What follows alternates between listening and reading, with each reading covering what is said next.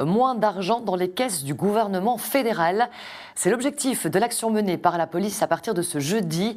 Les 4 syndicats annoncent un mois sans PV pour se faire entendre.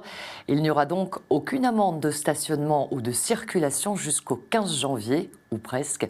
Les explications avec Noélie Dessery.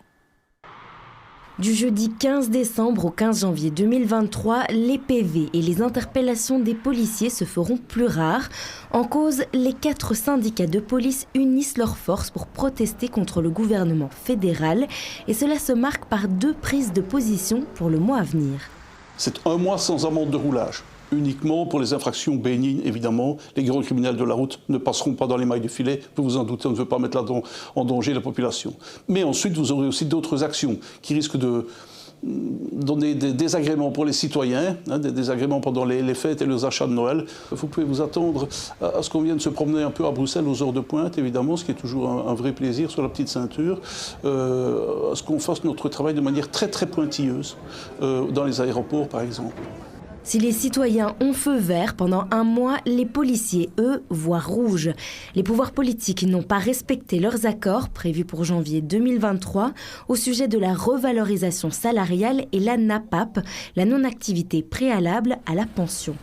En octobre, il y a eu le conclave budgétaire et là, Vivaldi est revenu sur sa parole et sa signature en disant non, finalement, on va mettre en œuvre ça, mais en octobre 2023 et pas en janvier, ça fait 10 mois de plus, ce qui va gâcher tous les avantages qu'on avait obtenus pour engager des jeunes policiers, des jeunes recrues, d'une part, et d'autre part, ils ont dit non, pour ce qui est de la non-activité préalable à la pension, la fameuse NAPAP, on revoit ça à la baisse et on va vers une extinction de ce système. Le syndicat national du personnel de police, tout comme les 3 autres syndicats, attendent une mise en application du protocole d'accord tel qu'il a été signé avec la ministre Verlinden. En attendant, les syndicats espèrent avoir un impact avec leurs actions. Alors sur la société, on espère que l'impact sera le moins embêtant possible, parce que c'est pas les citoyens qu'on veut embêter, on est comme eux, on a des factures à payer, on est vraiment dans la même situation que tout le monde. Sur le gouvernement, on espère bien qu'ils vont comprendre enfin que ça ne va pas, on ne peut pas se moquer des gens comme ça.